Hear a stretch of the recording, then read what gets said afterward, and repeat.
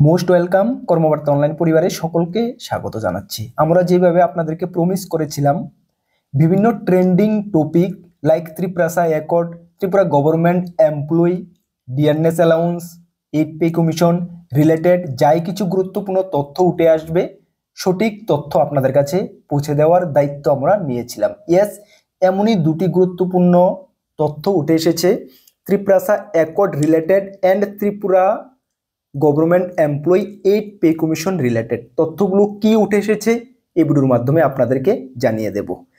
আপনারা যারা এই চ্যানেলে প্রথমবার এসেছেন, এই চ্যানেলের মাধ্যমে আপনারা কি কি পেয়ে যাবেন। এই চ্যানেলে আমরা গভর্নমেন্ট জব ইনফরমেশন এবং বিভিন্ন কম্পিটিটিভ এক্সামের প্রিপারেশন করিয়ে থাকি। তাছাড়া Tripura accord, Tripura government employee, trending current affairs related যাই কিছু উঠে আসে সবগুলো আমরা এই চ্যানেলের মাধ্যমে উপস্থাপন করে থাকি। যদি আপনাদের ভালো লাগে অবশ্যই আমাদের চ্যানেলটিকে সাবস্ক্রাইব করে পাশের অল অপশনাল বেলটিকে প্রেস করে রাখবেন। এতটুকু আমরা দায়িত্বের সঙ্গে বলতে পারি, সঠিক সময়ে সঠিক ইনফরমেশন আপনাদের কাছে আমরা পৌঁছে দেব। তাছাড়া যদি আপনাদের এমন কেউ থাকে বিভিন্ন কম্পিটিটিভ এক্সামের প্রিপারেশন করছে বা কোনো গভর্নমেন্ট চাকরি খুঁজছে, অবশ্যই তাদেরকেও আমাদের চ্যানেলটা রিকমেন্ড করতে পারেন। কেন আমরা ইউটিউবে ফ্রি ইউটিউব ক্লাস করাচ্ছি এবং বিভিন্ন কম্পিটিটিভ এক্সামের কোয়ালিটি মেনটেন নোটস আমরা প্রোভাইড করে থাকি। বিভিন্ন এক্সামের কোয়ালিটি মেনটেন নোটস বিভিন্ন সময়ে বিভিন্ন স্টুডেন্ট আমাদের থেকে ভালো সাকসেস রেট পেয়েছে, আপনারা একটু খোঁজখবর নিয়ে দেখবেন। আজকের প্রথম যে টপিকটা আমরা ত্রিপুরা অ্যাকর্ড রিলেটেড কি তথ্য উঠে এসেছে সেটা আপনাদের সামনে তুলে ধরবো। Second, Tripura government employee 8 pay কমিশনের যে ডিমান্ড রিলেটেড কি কি ডিমান্ড রয়েছে, কি হচ্ছে আপকামিং, সবকিছু তুলে ধরবো। গতকালকের একটি রেপুটেড নিউজ পেপারে একটি আর্টিকেল উঠে এসেছে যেখানে বলা হয়েছে ফেব্রুয়ারিতেই দাবি পূরণ, ফের ফাঁকা জুলি। অ্যাকচুয়ালি কেন ত্রিপুরাদের এখনো ত্রিপুরা অ্যাকর্ডের উপর যে একটা তাদের আশা, সেই আশা এখনো কেন ফাঁকা ঝুলির মধ্যে হয়ে আছে, সবকিছু ডিটেলস এই ভিডিওর মাধ্যমে ব্যাখ্যা করতে চেষ্টা করব। আপনারা সকলেই জানেন 2 মার্চ 2024 সালে ministry of home affairs, government of India, Tripura government and Tripura party Tripura মঠার মধ্যে একটি ত্রিপাক্ষিক চুক্তি স্বাক্ষর হয়েছিল, যেটাকে আমরা ত্রিপুরা অ্যাকর্ড নামে জানি। এই চুক্তির মেইন লক্ষ্য কি ছিল? ত্রিপুরাদের কিছু বেনিফিট পাইয়ে দেওয়া, যারা বিশেষ করে এডিসি এলাকায় বসবাস করছে, বিভিন্ন ফাইন্যান্সিয়াল দিক থেকে তারা পিছিয়ে রয়েছে, তাদেরকে কিছু ফাইন্যান্সিয়াল বেনিফিট হওয়ার জন্য কিছু চুক্তি স্বাক্ষর হয়েছে, যেটা সেন্ট্রাল গভর্নমেন্ট তাদেরকে ত্রিপুরা গভর্নমেন্টের থ্রু তাদেরকে বেনিফিটেড, সেই চুক্তিগুলোর মাধ্যমে বেনিফিট হবে। এর মধ্যে মেন ছিল কি ল্যান্ড রাইট। ত্রিপুরা অ্যাকর্ডের মেইন ডিমান্ড ছিল land right, political right, economical development, historic culture right এবং ল্যাঙ্গুয়েজ রাইট। এই 5টি মূল ডিমান্ডই তাদের ছিল। যখন 2 মার্চ 2024 ত্রিপুরা অ্যাকর্ড সাইন হয়েছিল এই 3টি পার্টির মধ্যে, তার পরবর্তী সময়ে আমরা সময়ে দেখেছি অনেক মিটিং হয়েছে ত্রিপুরা অ্যাকর্ড নিয়ে, এবং মেইন যখন মিটিং শুরু হয়েছে সেপ্টেম্বর মাসে একটি জয়েন্ট ওয়ার্কিং গ্রুপ গঠন করা হয়েছিল। সেই ওয়ার্কিং গ্রুপের কাজ ছিল কি সেন্ট্রাল গভর্নমেন্ট, ত্রিপুরা গভর্নমেন্ট এবং ত্রিপুরা পার্টির মধ্যে বার্তালাপ করা এবং কিভাবে ত্রিপুরা অ্যাকর্ডকে ইমপ্লিমেন্ট করা যায়, কিভাবে সেন্ট্রাল থেকে ডাইরেক্ট ফান্ডিং আনা যায়। সেই কারণে সেন্ট্রাল গভর্নমেন্টের সঙ্গে কথা বলার জন্য একটি কমিটি গঠন করা হয়েছিল এবং সেই কমিটির নাম দেওয়া হয়েছিল জয়েন্ট ওয়ার্কিং গ্রুপ কমিটি। এবং সেই কমিটি ফার্স্ট মিটিং করেছিল 20 সেপ্টেম্বর 2025 সালে। 20 সেপ্টেম্বর 2025 সালে সেই জয়েন্ট ওয়ার্কিং গ্রুপের ফার্স্ট মিটিং সম্পন্ন হয়েছিল এবং সেই মিটিংয়ে ফলস্বরূপ কিছু চুক্তির যেগুলো ব্যাপারে ডিসকাস হয়েছিল, যেটা আমরা সময়ে ভিডিওর মাধ্যমে আপনাদেরকে আমরা ডিটেলস জানিয়ে দিয়েছিলাম।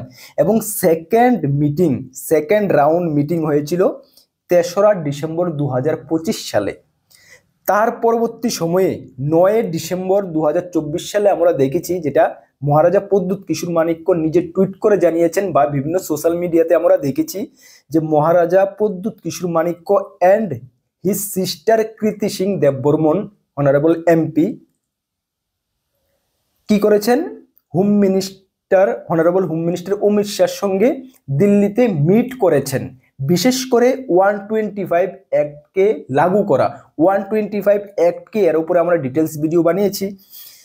125 অ্যাক্টকে লাগু করা, ইমপ্লিমেন্ট করা এবং তৎকালীন সময়ে ডিসেম্বর মাসে আপনারা সকলেই জানেন যে বাংলাদেশ ভারতের মধ্যে একটি মানে দ্বন্দ্ব, এক প্রকার ইন্টারনাল এক প্রকার দ্বন্দ্ব চলছিল। সেই দিকে লক্ষ্য রেখে বাউন্ডারি ফেন্সি, ত্রিপুরা এবং বাউন্ডারি বাংলাদেশের যে বর্ডার এরিয়া ছিল সেটাকে বাউন্ডারি ফেন্সির ব্যাপারে অনারেবল হোম মিনিস্টার অমিত শাহর সঙ্গে মহারাজা প্রদ্যুৎ কিশোর মাণিক্য এবং কৃতি সিং দেববর্মনের বার্তালাপ হয়েছিল, যেটা মহারাজা প্রদ্যুৎ কিশোর মাণিক্য খুদ নিজে টুইট করে জানিয়েছিলেন এবং এটা বলেছিলেন যে নেক্সট 20 বা 21 ডিসেম্বর ত্রিপুরাতে মাননীয় হোম মিনিস্টার অমিত শাহর ভিজিট রয়েছে। সেই ভিজিটে ত্রিপ্রাসা অ্যাকর্ড নিয়ে আরো ডিসকাস হবে, ডিটেলস বার্তালাপ হবে। সেই দিকে আমরা দেখেছি, সেই রূপে দেখেছি আমরা 21 ডিসেম্বর 2024-এ 20 ডিসেম্বর মেবি 20 ডিসেম্বর বা 19 ডিসেম্বর মাননীয় হোম মিনিস্টার অমিত শাহ ত্রিপুরা ভিজিটে এসেছিলেন এবং 21 ডিসেম্বর ত্রিপ্রাসা অ্যাকর্ড নিয়ে বার্তালাপ হয়েছিল মহারাজা প্রদ্যুৎ কিশোর মাণিক্য এবং অমিত শাহর মধ্যে এবং ফলস্বরূপ ভালো রেসপন্স পাওয়া গেছে। মাননীয় বুবাগ্রা সেটা জানিয়েছেন এবং আশ্বস্ত করা হয়েছে যে ত্রিপ্রাসা অ্যাকর্ডের যে ডিমান্ডগুলো ছিল সেগুলো ধীরে ধীরে সবকিছু ইমপ্লিমেন্ট হবে এবং ত্রিপ্রাসা জনজাতিদের উন্নতি হবে। এখন পর্যন্ত 21 ডিসেম্বর পর থেকে এখন পর্যন্ত সেই মিটিং, নেক্সট কোনো মিটিংয়ে আমরা খোঁজ খবর পাইনি এবং তার মধ্যে গতকালকে নিউজ পেপারে একটি আর্টিকেল উঠে এসেছে। আর্টিকেলের আপনারা নিজে শুনেন আর্টিকেলে কি বলা হয়েছে। আর্টিকেলে বলা হয়েছে যে ত্রিপ্রাসা অ্যাকর্ড বৈঠক নিয়ে নিশ্চুপ মথা, ফেব্রুয়ারিতেই দাবি পূরণ, ফের ফাঁকা জুলি। তাহলে কি ত্রিপ্রাসা অ্যাকর্ড অনিশ্চয়তার মধ্যে রয়েছে? Question mark. বলা হয়েছে রাজ্যে অনুষ্ঠিত হওয়া এনইসি প্ল্যানারি বৈঠকের পর ত্রিপুরা মথার তরফে দাবি ছিল তাদের সাথে কেন্দ্র সরকারের যে ত্রিপাক্ষিক চুক্তি হয়েছে সেটার সুফল ফেব্রুয়ারিতে পাওয়া যাবে। ত্রিপাক্ষিক বৈঠকেই সবকিছু ফয়সালা হয়ে যাবে।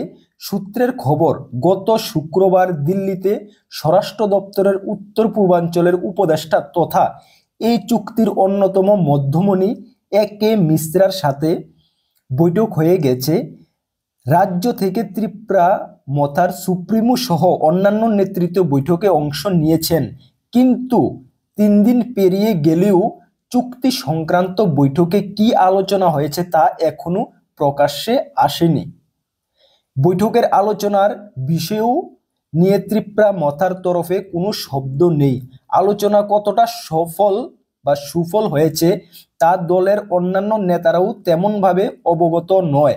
চুক্তি কি আদৌ পূরণ হবে তা নিয়ে ধোঁয়াশা রয়েছে। শনিবার দলের উদ্যোগে ছামুনুতে আয়োজিত এক সভায় দলের এমডিসি হংস কুমার ত্রিপুরা শাসক বিজেপিকে কড়া ভাষায়, নেক্সট 7 পেজে, তার মানে আমরা বুঝতে পারছি কি এতটুকু আর্টিকেলের মধ্যে যে গত শুক্রবারে একটি মিটিং হয়েছিল উত্তর পূর্বাঞ্চলের উপদেষ্টা এ.কে. মিশ্রার সঙ্গে একটি মিটিং হয়েছিল, বাট মিটিংয়ে ফলস্বরূপ কি হয়েছে সেটাকে হাইলাইট করা হয়নি। যদি ফলস্বরূপ এমন একটা ভালো রেসপন্স পাওয়া যেত তাহলে অবশ্যই এটা হাইলাইট হতো বা সেটা আমরা জানতে পারতাম বিভিন্ন সোশ্যাল মিডিয়ার মাধ্যমে। মহারাজা প্রদ্যুৎ কিশোর মাণিক্য খুদ টুইট করে কিছু জানায়নি। তো সুতরাং আমরা অপেক্ষা করব যে ফলস্বরূপ কি এসেছে, কি পজিটিভ থিংস কি বের হয়েছে সেটা আমরা জানার অপেক্ষায় আছি। যখনই আমরা এটার ব্যাপারে জানতে পারবো অবশ্যই আপনাদেরকে আমরা জানিয়ে দেবো, এতটুকু আমাদের উপরে আপনারা বিশ্বাস রাখতে পারেন। তবে এটার উপরে মহারাজা প্রদ্যুৎ কিশোর মাণিক্য চেষ্টা করে যাচ্ছেন, যিনি সময়ে সময়ে উনি বলছেন। তবে কতটুক ত্রিপ্রাসা অ্যাকর্ড সফল হবে, কবে নাগাদ হবে সেটা কিন্তু এখনো কোশ্চেন মার্কের মধ্যে রয়েছে। যাই হোক, আশা রাখতে পারেন আপনারা আগামী কিছুদিনের মধ্যে হয়তো বা কিছু একটা ভালো পজিটিভ নিউজ বের হতে পারে।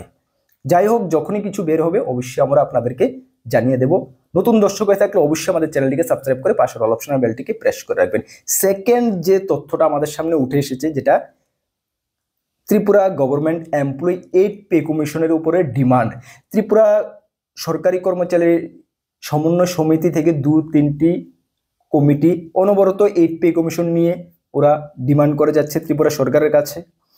এর মধ্যে আজকে কিছু তথ্য উঠে এসেছে, যেখানে বলা হয়েছে যে অষ্টম বেতন কমিশন চাই ক্রমশ জোরালো হচ্ছে এ দাবি। ঐক্যবদ্ধ শিক্ষক কর্মচারীরা আগরতলায় বেশ কয়েকটি শিক্ষক কর্মচারী সংগঠন নেতৃত্বে এক জায়গায় এসে তৃতীয়বারের মতো বৈঠক করেন। এই বৈঠকে বিস্তারিতভাবে আলোচনা হয়েছে অষ্টম বেতন কমিশন গঠনের দাবিতে কি করণীয় সেই সম্পর্কে। উল্লেখ্য, অষ্টম বেতন কমিশন গঠন করার দাবিতে তৃতীয় বৈঠকটি অনুষ্ঠিত হয়েছিল স্থানীয় ক্ষুদিরাম বসু উচ্চতর মাধ্যমিক বিদ্যালয়ের হলঘরে। চলতি বছরের জানুয়ারি মাসের 18 তারিখ প্রথম বৈঠক অনুষ্ঠিত হওয়ার পর 23 জানুয়ারি দ্বিতীয় বৈঠক অনুষ্ঠিত হয়েছিল। একই দাবিতে সামনে রেখে সংগঠন নেতৃত্ব জানিয়েছেন সেখানে রাজ্যের প্রায় সব কয়টি শিক্ষক কর্মচারী সংগঠনের নেতৃবৃন্দ আলোচনার পরে এক দেশ এক বেতন ক্রমের পক্ষে সওয়াল করেছিলেন।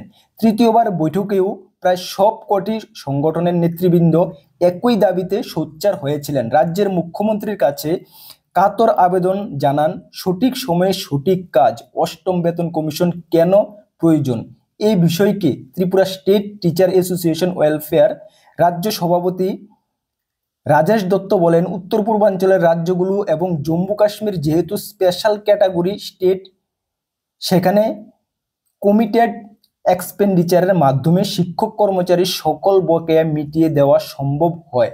তিনি বলেন, একদা আসাম রাজ্যের কর্মচারীরা প্রতি মাসে বেতন নির্দিষ্ট সময়ে পেতেন না, কিন্তু গত 6 বছরে বিজেপি সরকার আসার পর থেকে সেখানে নিয়মিত প্রতি মাসের বেতন কর্মচারীরা পেয়ে যাচ্ছেন। সেখানে সরকারের মানবিকতায় প্রতিফলন আমরা লক্ষ্য করছি। এছাড়াও আলোচনায় রাখেন সংগঠনের রাজ্য সম্পাদক অজয় পাল। তিনি বলেন, 31 অক্টোবরের মধ্যে যদি না কমিটেড করা যায় তাহলে পরে রাজ্য সরকারের কাছে কঠিন হয়ে যাবে রাজ্য শিক্ষক কর্মচারীদের সকল বকেয়া মিটিয়ে দেওয়া। তাই তিনি রাজ্যের মুখ্যমন্ত্রীর কাছে কাতর আবেদন জানান 31 অক্টোবর 2025-এর মধ্যে রাজ্য সমস্ত কর্মচারীদের বকেয়া মিটিয়ে দেওয়ার।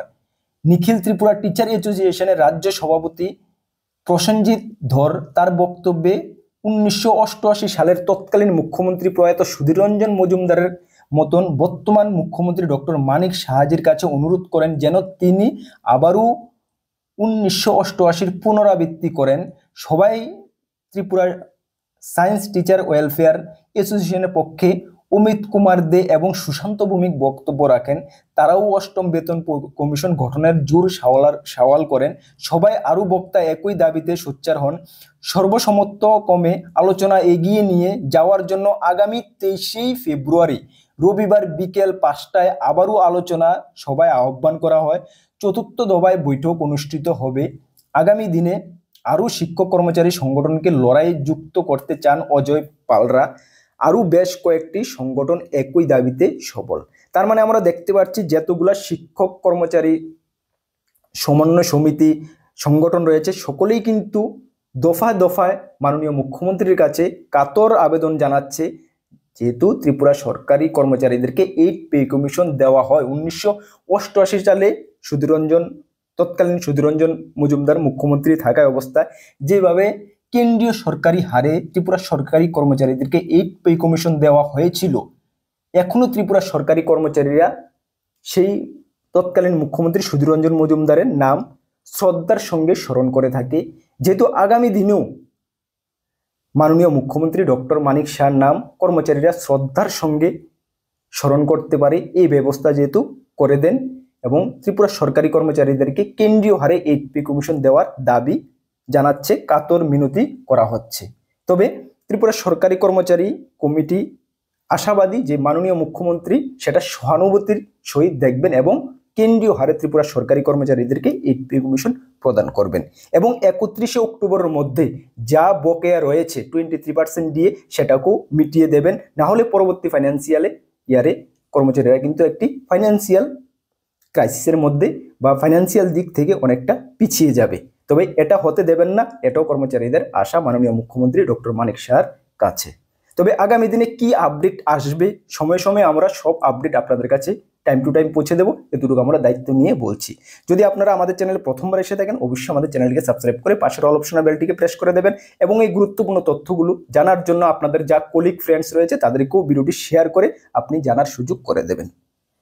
সকলকে best of luck. Next update কি আসছে অবশ্যই আমরা আপনাদেরকে জানিয়ে দেবো। সকলকে জয় হিন্দ, বন্দে মাতরম।